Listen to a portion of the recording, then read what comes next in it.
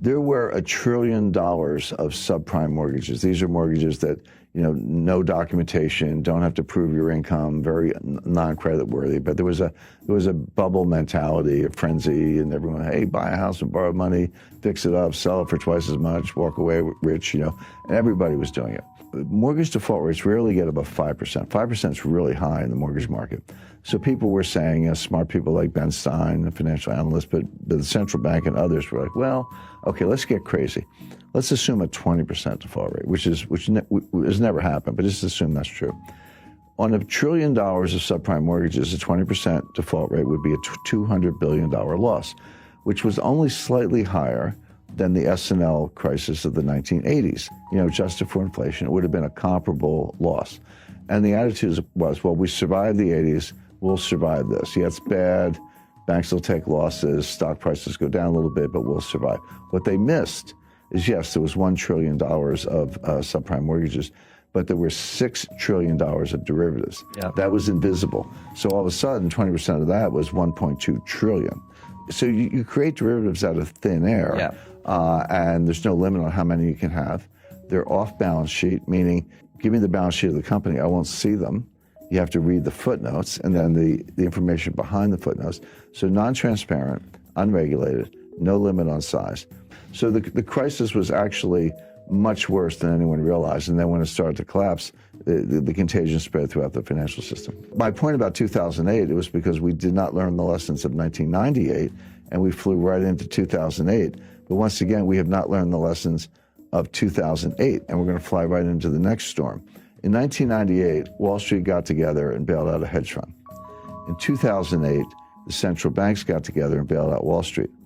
Who's going to bail out the central banks? In other words, the point is each crisis is bigger than the one before. The intervention gets elevated, larger dollar amounts. And are we now at the point where there's no one left to bail us out?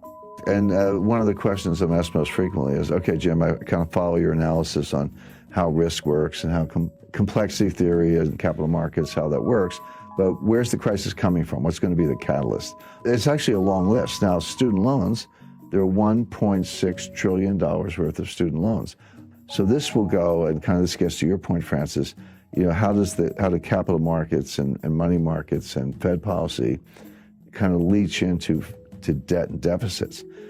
So when a lender, credit union, or anybody or university makes a loan to a student and the Treasury guarantees that loan, which they do, it's off budget. Again, it's not strictly a derivative, but it is non-transparent. So then the student defaults, and the credit union, the lender, simply turns to the Treasury and said, here's your loan file, pay me.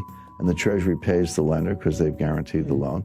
Now it's on the Treasury. But until that point, that loss is not on the books of the United States government. That loss is not part of the deficit. But when the Treasury writes the check to make good on the guarantee, it does go into the deficit. So we think deficits are high now, but there's this $1 trillion tsunami of student loan losses that's going to pile on top of the structural deficits and make it even worse. So all these things are, I spend all my time analyzing these things. I see them all. I can describe them.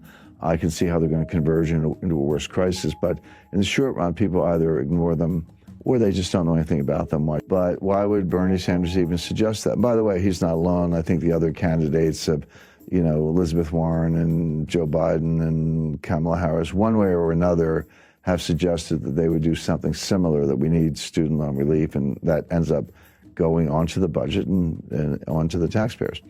But there's a school of economics, and I talk about this in chapter 5 of my book. It's called Modern Monetary Theory, MMT for short. Everyday viewers, everyday people to know anything about it, but more to the point, economists don't know anything about it. This is a new school of economics, if you want to think of it that way. So there is this modern monetary theory, but the leading scholar of modern monetary theory is a lady named Stephanie Kelton, who's a professor at the State University of New York, but she's the financial advisor to Bernie Sanders. What modern monetary theory says is that actually there's no limit on the amount you can spend. You can spend as much as you want, and the market will either buy the debt, or if they balk, the Fed will monetize the debt. So how much debt is there relative to the size of the economy? This is called the debt to GDP ratio, but the way it's a simple fraction you learn in the 5th grade. How much debt divided by the size of the economy? So in a simple example, if you had $5 trillion of debt and a $10 trillion economy, that fraction would be 1/2. So you would say the debt to GDP ratio is 1/2 or 50%. Today, the debt is larger than the economy. That ratio is over 100%. We have round numbers, about $23 trillion of debt and about a $22 trillion economy. So the ratio is about 105%, highest since World War II. That troubles me, it troubles other economists. But my friend Stephanie says, what's the problem?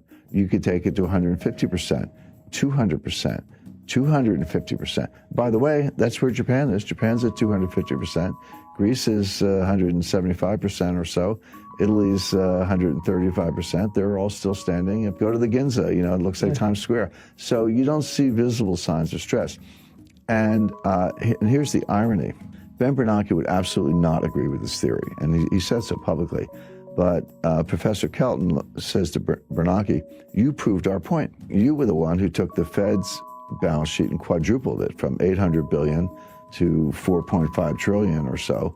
You proved that you can print trillions of dollars of money without causing inflation, without causing high interest rates, without causing a run on the bank. So all we're saying is, you did it to prop up Jamie Dimon's bonus. We wanted to do it to forgive student loans. We may have different policy objectives, but the process is the same. What's the problem? Now, of all the things I've debated, for years, I was dragged into Bitcoin versus gold debates, which I thought were silly. I mean, I don't like Bitcoin, I do like gold, but it's like fish versus bicycles. I mean, the debate never made sense to me, even though I did a lot of them. Of all the things I've had to rebut, this was actually the most difficult because it's superficially appealing. First of all, legally, it is true that the Fed can take their balance sheet as high as they want. There's no legal limit on the Fed's ability to print money. It is true that Japan has a much higher debt to GDP ratio, and they're still standing. It is true that the Treasury can borrow as much as they want, subject to periodic increases in the debt ceiling, which have never been denied. And the Fed can monetize the debt. So all the elements of the thesis are actually correct.